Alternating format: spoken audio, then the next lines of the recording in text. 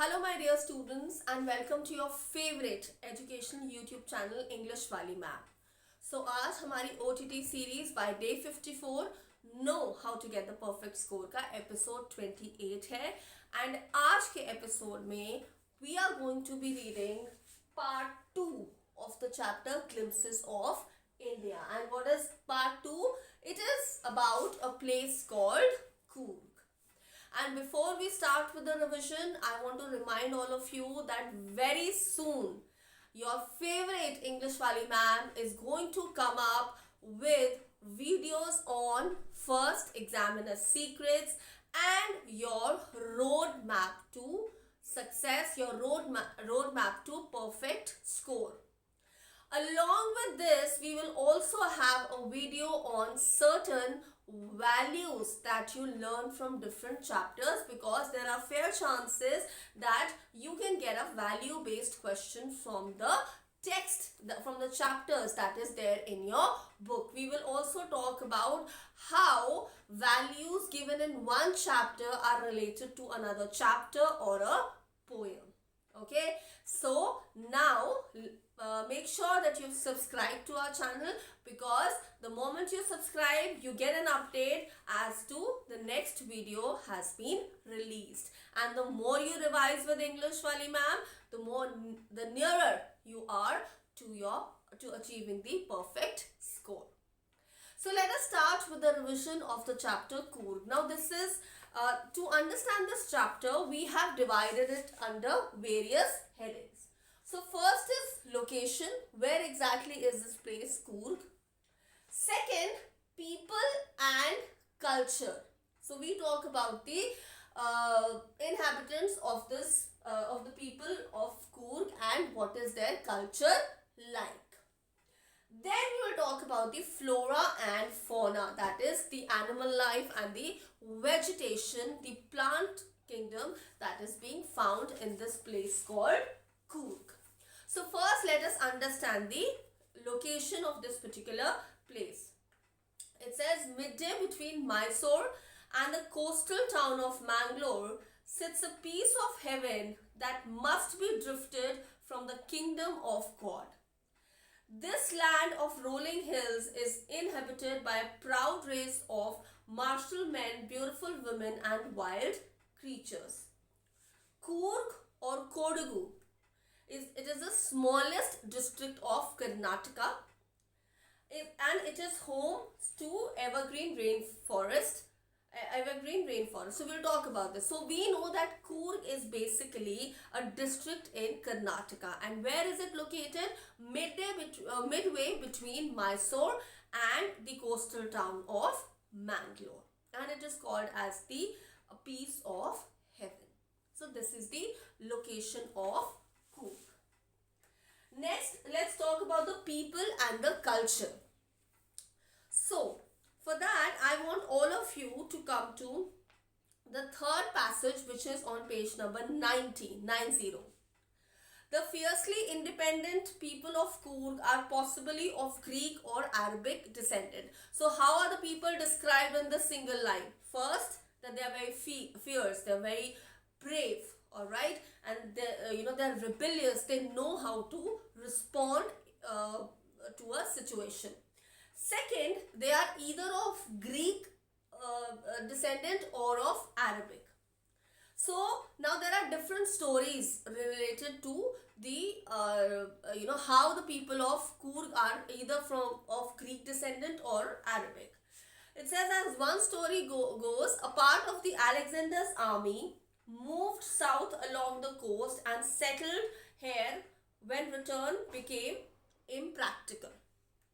These people married amongst the locals, and their culture is apparent in the martial traditions, marriage and religious rites, which are distinct from the Hindu mainstream. So basically the Greeks, some of the people belonging to the Alexander's army, when they settled in and around Coorg, So what did they do? Because returning back to Greece was nearly impossible. So these people, they settled in and around Coorg and they married the local women, and there was an intermingling of the culture. So a lot of culture, Greek culture, is also followed here in Coorg, and that's why it says that it is a little deviated from the mainstream Hindu customs. Then talking about the theory of the Arab origin, it says draw support from the long black coat. So you can see this person wearing the long black coat, right? With an embroidered waist belt worn by Kodavus known as kupia. It resembles a kufa worn by the Arabs and the Kurds. So the kind of dress that people of Coorg wear, it seems that they are of Arabic origin. So these are two different stories related to the origin, related to the background, the historical background of the people of Coorg, that either they are of Greek descendant or they are of Arabic descendant.